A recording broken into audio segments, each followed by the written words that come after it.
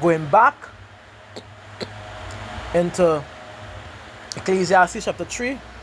Ecclesiastes chapter 3 and verses 15 says, that again, reading it again before you go to verse 16. That which had been is now, and that which is to be had already been, and power requireth that which is past. Now listen to the finishing point. And moreover, I saw under the sun the place of judgment. What again?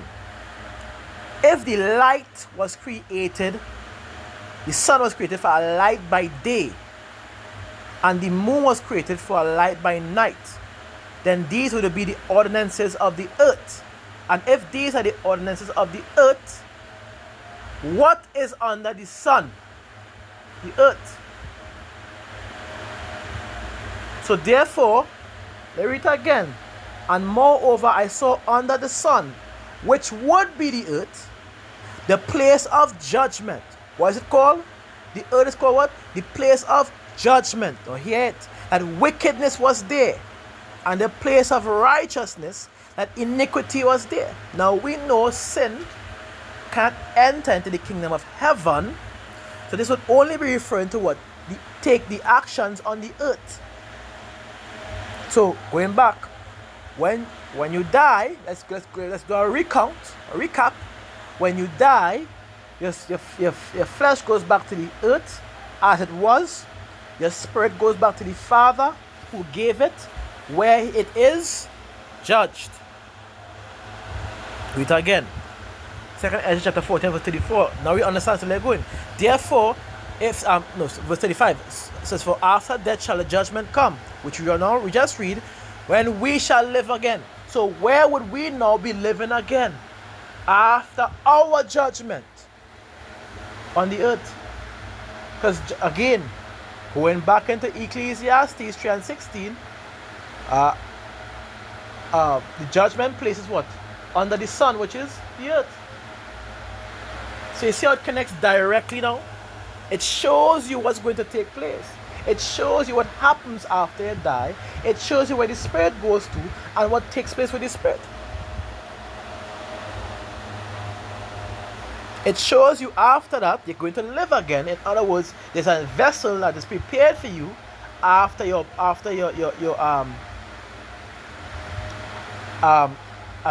say in human terms, after your court date. Because when I look at the understanding of it, the hierarchy, the head is the Father. You are going to be judged, and when you are judged, you are going to be set for in the place of punishment, because the place of punishment cannot be in the same court that you're going to be judged by.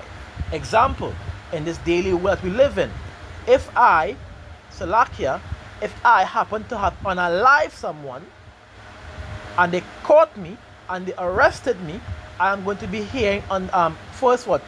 Holding to captive, holding to bondage, or let's say arrested or jail, and then sent to what? The court, where the magistrate or the judge either gives the hearing or recognize the evidence to be sincere and gives a judgment. Do we then take that judgment that we have to go through? Do we then go through a judgment in the court, or a place that is prepared? We go to a place that is prepared, which is known as prison, penitentiary, or in the cells. Very simple. So, in the same understanding, when you go to the Father as in the Spirit, and you are judged, you are then sent back on the earth to live your judgment out. This is the place of this is your prison. This is the place of judgment. And the vessels are known as the chains of darkness, keeping a spirit in a bondage state until this vessel is no more.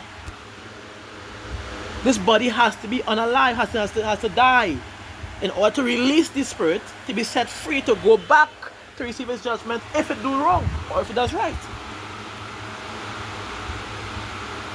And this is not hard. Going back into what? Ecclesiastes chapter 3 and verses 16. Read it again. It says, and moreover I saw under the sun the place of judgment, that wickedness was there, and the place of righteousness, that iniquity was there.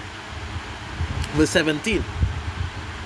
And it says, I said in my heart, God shall judge the righteous and the wicked, for there is a time there for every purpose and for every work. We just read that. All we had to do is we just read that in second Esdras. We just continue it down. Right, so as we continue. So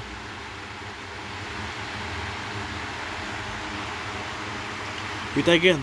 I said in my heart, God shall judge the righteous and the wicked, for there is a time there for every purpose and for every work. Verse 18. It says, and I said in mine heart concerning the estate of the sons of men, which is the heathens, that God or power might manifest them, and that they might see that they themselves are beasts, meaning ignorant to the ways of the Father, because it's not given to them. Continue. It says, for that which befalleth the sons of men befalleth beasts, like I said, even one thing before them, as the one dieth, so dieth the other. Yea, they have all one breath, so that a man had no preeminence above a beast, for all is vanity.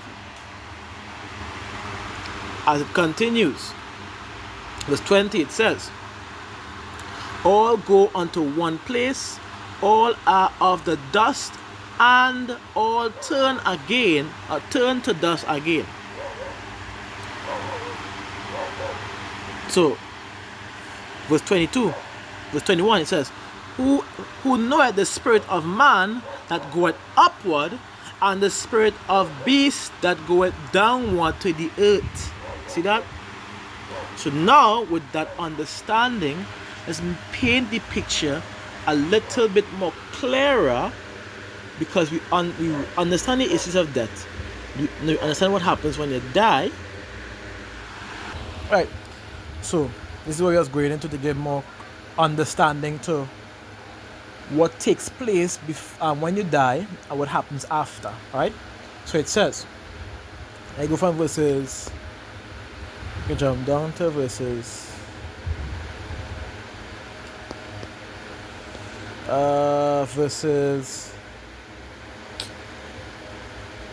27. It says, the Psalm 104 verse 27. It says, these wait all upon thee, that thou mayest give them their meat in due season, that thou givest them they gather, thou openest thine hand, they are filled with good, thou hidest thy face, they are troubled, thou takest away thy breath, they die and return to their dust. So we know that goes into the issue of death. When you die, your spirit, your flesh, your body goes back to the dust, and your spirit goes back to the Father who gave it. It makes an even more clear understanding also in the NLT. But if you turn away from them, they panic. When you take away their breath, they die and turn again to the dust. Verse 30 in the King James, you go to King James and NLT right after, right? It says, thou sendest forth thy spirit, King James said, verse 30, thou sendest forth thy spirit, they are created, and thou renewest the face of the earth. Verse 30, when you give them your breath, life is created, and you renew the face of the earth. What happens when you die? Your spirit goes back to the Father, which you are then judged, and when you are judged, after a cycle of 120 to 60 years, you come back down onto the earth, same spirit, different vessel, to carry out the judgment that was written on it. This is very important to the next part of the lesson that we have to go into, which we are dealing with the examples of reincarnation in its finest sense. Because by understanding this, you would now understand what we are speaking about. And the scriptures, as shown, had made very clear distinctions and descriptions of reincarnation, regeneration. Let me get a precept before as you continue in that. That scripture says in verses, it says Matthew chapter 28 and 19, I believe.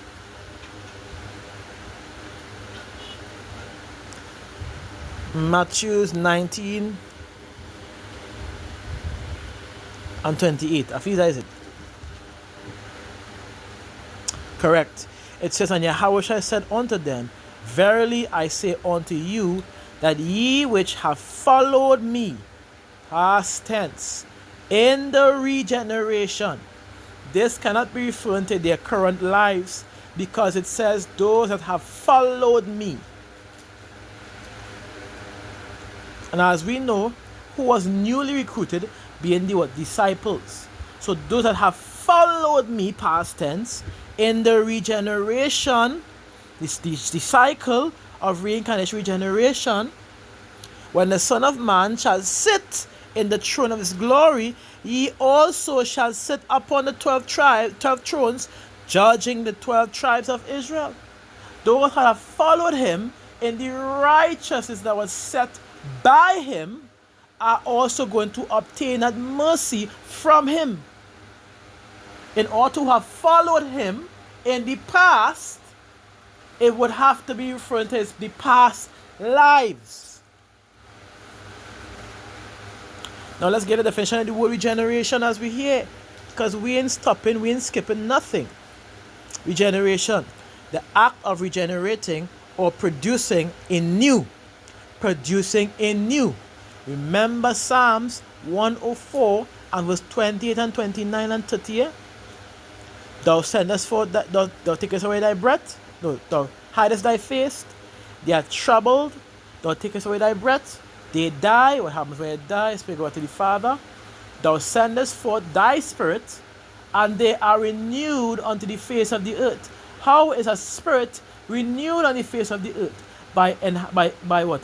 Adapting or gaining a vessel, a physical vessel, which we know today as a body, which would have to what? Take place during birth process, when his spirit is now sent to the child, because we know all life comes from what? The mother's womb, by the seed of the father. Let's get that precept before I continue.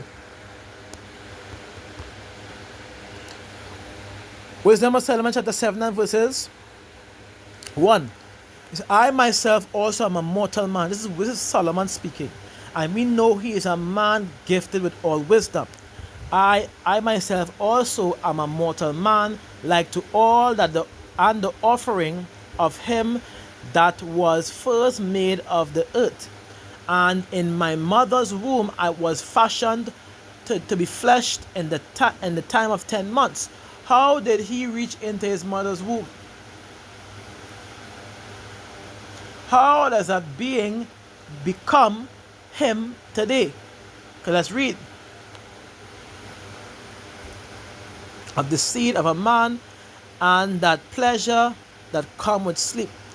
And when I was born, I drew in the common air, and fell upon the earth, coming out of the mother's womb, which is of like nature. And the first voice which I uttered was crying, as all others do. So when you enter into the earth, while entering, the spirit is given unto you as it enters. So the mother's womb, it starts, it comes out as a child. Okay? This is where you now begin to live out that judgment. From as you enter into the earth, whatever is given unto you to live out is what you're going to go through. That's going to be your afflictions until you what? Until the time comes where you have to go back to the earth again. And there's a proper declaration made here. I was nursing swaddling clothes, and that with cares. So for there is no king that had any other beginning of birth. For all men have one entrance into life, one, and the likes going out, which is the seed of man enter into the ovum or the womb, and child is conceived. Simple. So I say that for a reason, because when they go back into eukaryotic regeneration definition, and it says act of regenerating or producing a new, it will be the same spirit but a new vessel. That's why the scripture says what? Thou sendest forth thy spirit, not new spirit, thy spirit. The same spirit that was in the vessel before it died, it's dead. He sendeth forth that same spirit into what? Onto the earth, into a new vessel. And that is why thou renewest the face of the earth. Let's continue with the definition. It says, originally spiritual, also of the resurrection, from Old French regeneration, modern French regeneration, and directly from late Latin regenerationum. It says a being born again, noun of action from past participle, stem of Latin regenerare, make over. What to do? What? To make over, to generate again. From re equals again, generare equals to bring forth. So again, break forth, or as we read it from right to left, bring forth again. So that vessel, that same spirit, is going to be brought forth into a new vessel. Make it even more clear.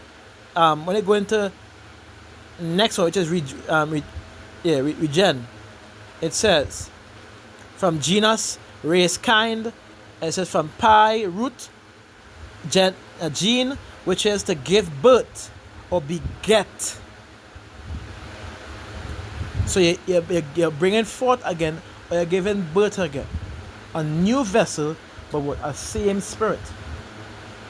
So as we clear that up, let's go back into the precept which we had, Matthew 19 and 28, I believe. Continue reading. It says, so again, and Yahweh said unto them, verily I say unto you, that ye which have followed me in the regeneration, when the Son of Man shall sit, Salakia, stay tuned to the next one. Shalom.